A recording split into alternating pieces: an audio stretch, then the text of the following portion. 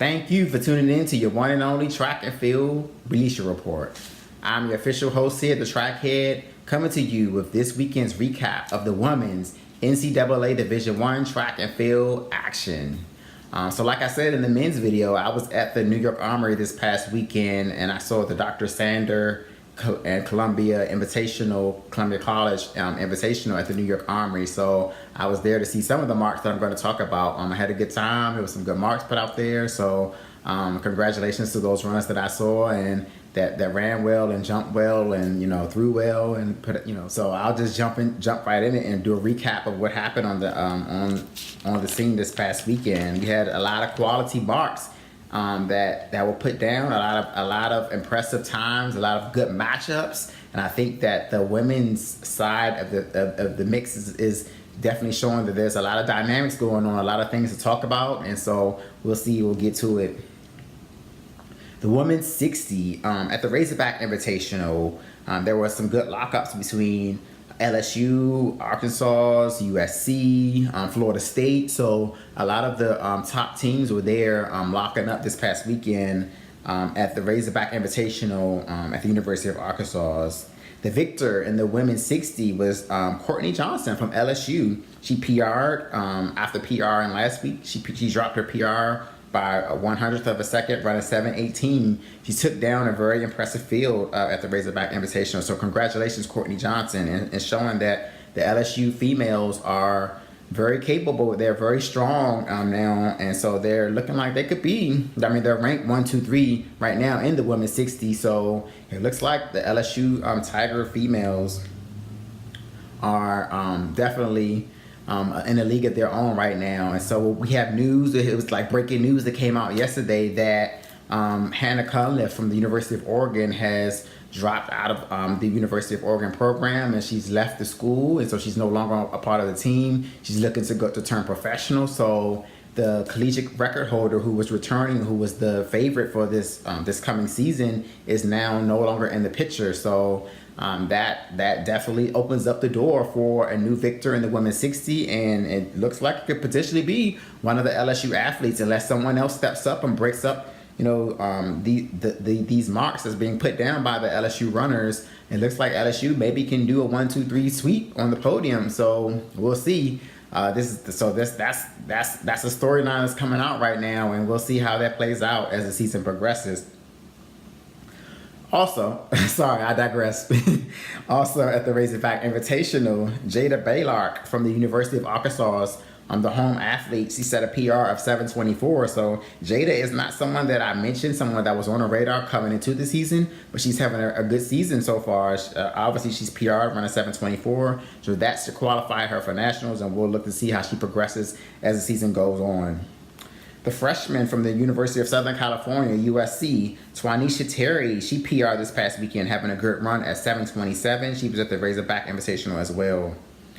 At the Clemson Invitational, we had 2 Auburn athletes that ran really well. Jonielle Smith was the leader of the pack, running a PR of 7:20. So Jonielle Smith is showing that she's right on the heels of the LSU athletes. So maybe she may be one to break up her SEC rivals.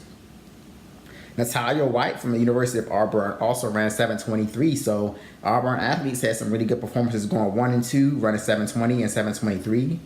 Tori Robinson from the University of Clemson tied her PR running 7:27. So Tori Robinson is having a good season as well At the Dr. Sander Invitational of the Columbia Challenge this past weekend, the meet that I was at the New York Armory, we had a good matchup between Gabrielle Thomas from Harvard and the Oregon girls. Gabrielle Thomas came out the victor running 7:26. That was a PR for her, so she set a PR in the 60. And then we had coming in second was Mackenzie Dunmore from the University of Oregon. She ran 7:29, just getting edged out by Gabrielle Thomas in the women's 60. So that was a good run for those 2 individuals, and we'll see how those times play out as the season goes on to see if those individuals can qualify for nationals too. In the women's 200, we had some shockers in the women's 200. The first being Chadwick. I'm gonna talk about Chadwick Payton from the University of Arkansas. she ran at the Razorback Invitational this past weekend, running 22:99, and it was I felt like that was the biggest shocker because her previous PR was like indoor was like 23:6. And so for her to run 22:99, it just came out of nowhere. She looked very strong. She looked very good running. And so we're going to have to watch out for Payton Chadwick this coming season to see what she does. She's a multi-eventer. So she does the multis. And so we don't know if she's going to focus, solely on the multis this year, or if she's going to start running just the individual hurdles or the 200. But Payton Chadwick had a really good run. And so, like I said, a multi-eventer running 22:99, which is now the number 2 ranked time this season, shows that, she's in really good shape. However, there was someone who outstaged her, and the freshman phenom of Lynna Irby from the University of Georgia. She set a overall PR of 22:96 this past weekend, winning the Razorback Invitational in the 200. So congratulations goes out to Lynna Irby, who set the track on fire this past weekend. She had already run a great time in the 300 a couple of weeks ago, run like 36.7, I believe, in a 300, and so that showed that she was in really good shape. And I didn't know which direction she was going to go in, but she showed that she can go down and up this past weekend, showing that she's a heavy contender. And everyone was talking about Sydney McLaughlin, but we're really going to have to watch out for Lynna Irby, because Lynna Irby may be the freshman that comes in and steals the show and steals the thunder this coming season in the women's 400 and the 200. So we'll see. But like I said, Lynna Irby ran 22:96 this past weekend, winning the Razorback Invitational, beating out the likes of USC, Deanna Hill, beating out the LSU girls, beating out the Arkansas girls. So Lynna Irby, I just can't say enough that she had a really good run this past weekend at the University of Arkansas's Razorback Invitational. Also running well at the Razorback Invitational was Anna Cockrell from USC. She PR'd running 23:16. From Florida State, Shauna Helps ran 23:20, and also from USC, Deanna Hill ran 23:21.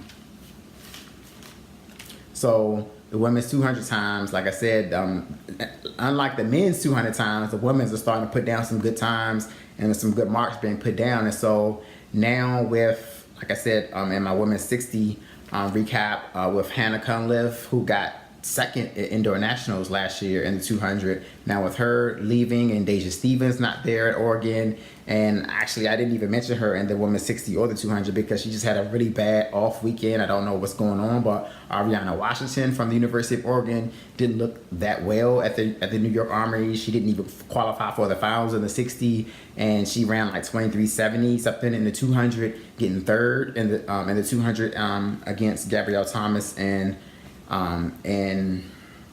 her teammate Lauren Rain Williams, who opened up in the women's 200 as a freshman. So it was an off weekend for Ariana Washington this past weekend, and I don't know if she's she was your defending champion indoors in the 200, and I don't know how her season is going to progress, and maybe she just had a bad weekend. We'll see how the season progresses to see what happens with her. But also, I forgot to mention Gabrielle Thomas from Harvard. She won the 200 at the Dr. Sander Columbia Challenge Invitational, running 23:04. So Gabrielle Thomas from Harvard had 2 wins over the Oregon athletes in the 60 and the 200. So she's showing that she's in good shape. Hopefully, she can maintain that as the season goes on, and we'll see how the rest of her season plays out as well.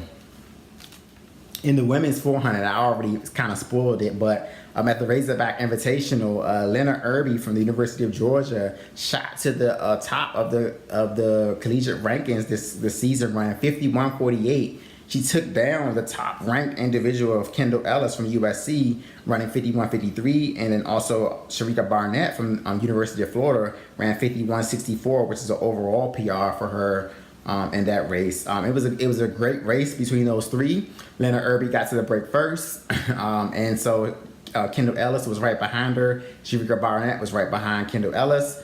Lynna Irby was able to hold on after getting out so well in the first 200, and she was able to hold on those last 50 meters because Kendall Ellis and Sharrika Barnett closed very hard, and closed very well, but they were not able to catch up to Lynna Irby. So those three individuals ran really well this past weekend, and I feel like The 400 is going to be exciting. Once you add back into the mix, Sydney McLaughlin.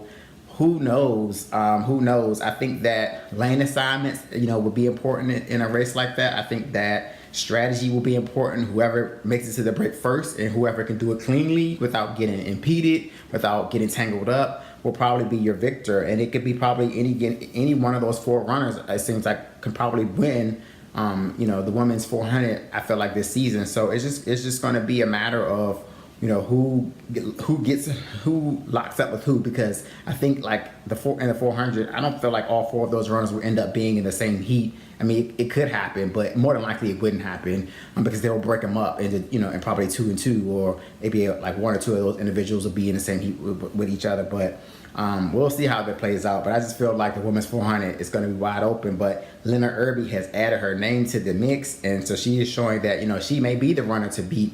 And who knows? Maybe I don't know if she's going to focus on the 200 or the 400 or attempt the double. That 400 200 double at nationals is very hard because of the schedule. So I don't, there hasn't been many female athletes that have been able to do it successfully in the past. So I don't think that that's a good idea. So I think that she's probably going to have to choose one or the other.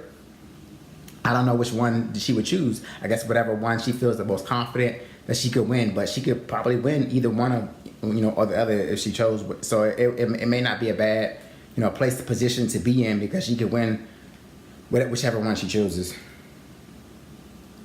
Also this past weekend at the Razorback Invitational, Kyra Constantine from USC, she had an indoor PR of 52.77. So congratulations, Kyra Constantine. Also at the Razorback Invitational, she wasn't in the seeded invitational races, but Taylor Manson from the University of Florida, she's a freshman. She had an overall PR of 53.20. So Taylor Manson is showing that she's having a good freshman season, and so she's making good progress at the University of Florida, and she'll be one to watch out for years to come and as the season progresses.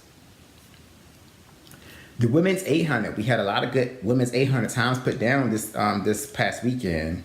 Jazmine Fray from Texas A&M, your indoor collegiate record holder, ran 2:02:30, which is now the number 1 ranked time this season. Jasmine Stabler from Iowa State got second in the race at the Razorback Invitational to Jazmine Fray. She ran 2:03:59, so that was a good run for her. At the New York Armory at the Columbia Challenge race, Shafra Clary Butner from Villanova ran 2:04:16.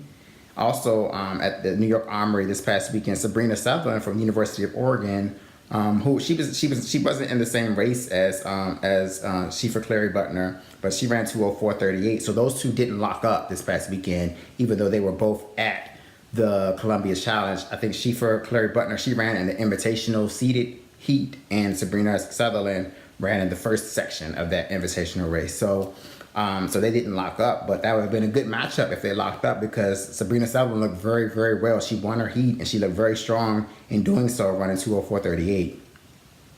From New Hampshire, Eleanor Peoria stepped down, getting some speed work in, running 2:04:53. And Nikki Hiltz from the University of Arkansas at home ran 2:05:16. So the women's 800 at the times are still, are getting faster and faster as expected.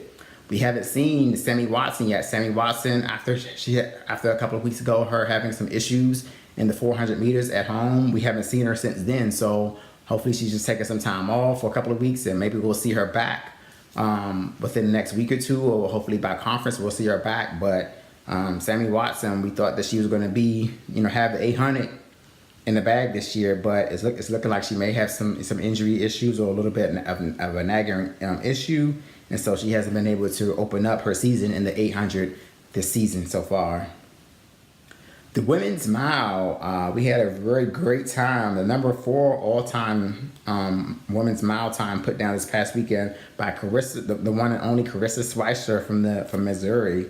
She ran 4:27:54 at the New York Armory at the Columbia Challenge Invitational, the Dr. Sander Columbia Challenge Invitational. She ran really well. I mean, Karissa Schweizer, we don't think of her as a miler, but for her to run the number 4 time all time shows that she is very fit, that she's ready to, even though she didn't win cross country, she didn't defend her cross country championship, that she is ready to contend this coming track season. Running 4:27 shows that she has speed under her belt.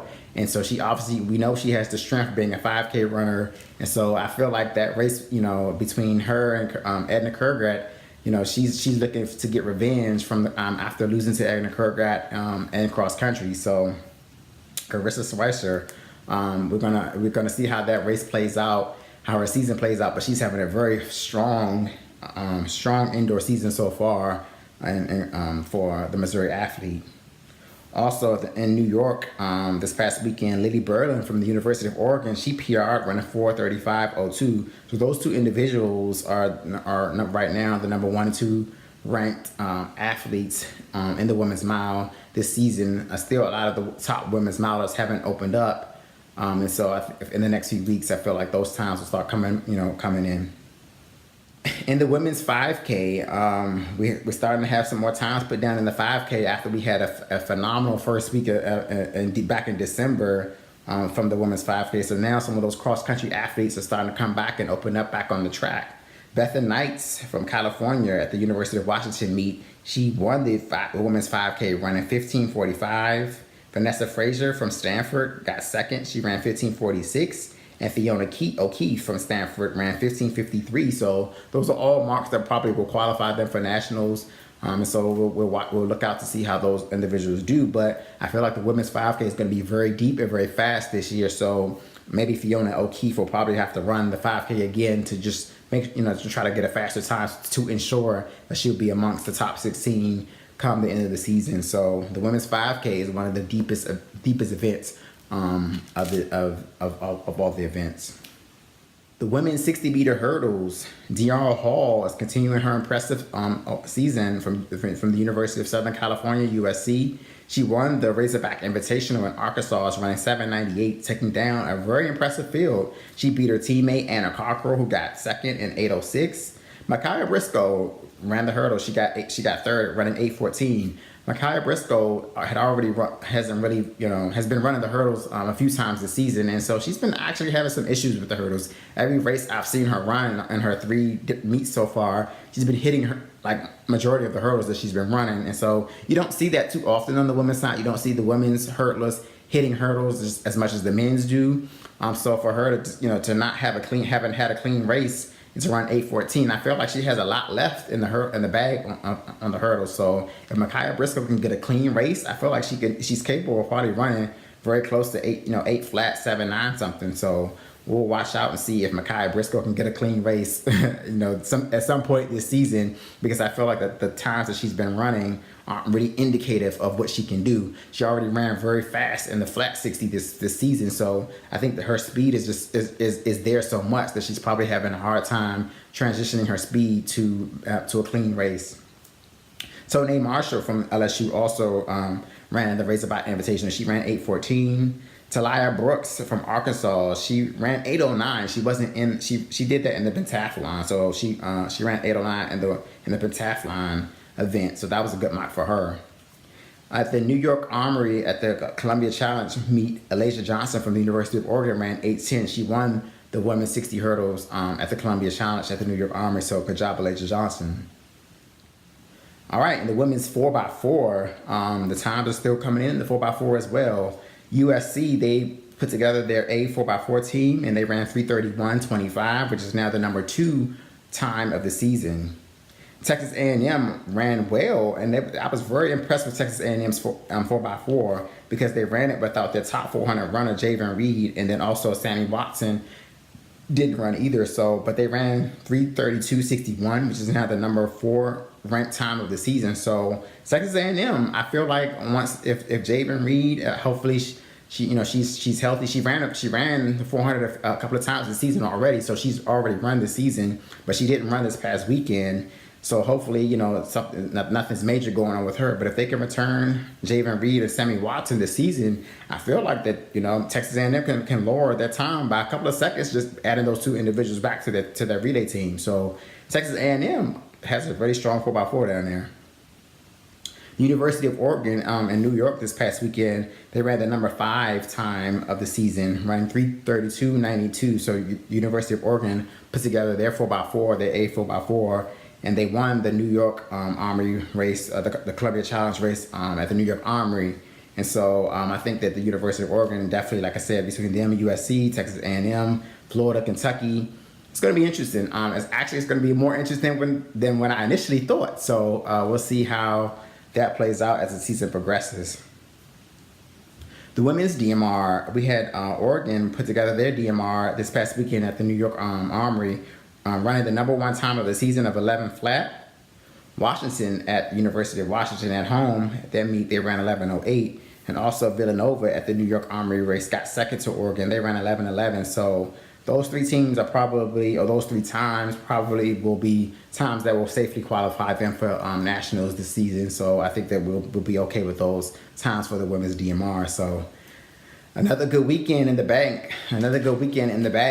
This past weekend, like on the women's side, again, we had some quality marks. I feel like my women's athlete of the weekend is definitely Lynna Irby, winning the Razorback Invitational 200, winning the Razorback Invitational 400, showing that as a freshman in only her second meet of her collegiate career, showing that she is one of the freshmen to watch out for, but she's one of the top runners to watch out for. So Lynna Irby, congratulations, good job. We'll see how the rest of her season goes, but I think she's my athlete of the week. So congratulations, Lynna Irby, and thank you for tuning in to the official Track and Field Bleacher Report.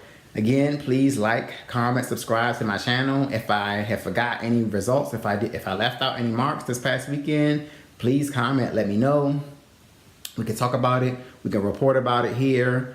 Let's see, please comment, please subscribe, please like my channel, and hopefully we can tune in and as the season progresses to see how things go. Thank you for tuning in.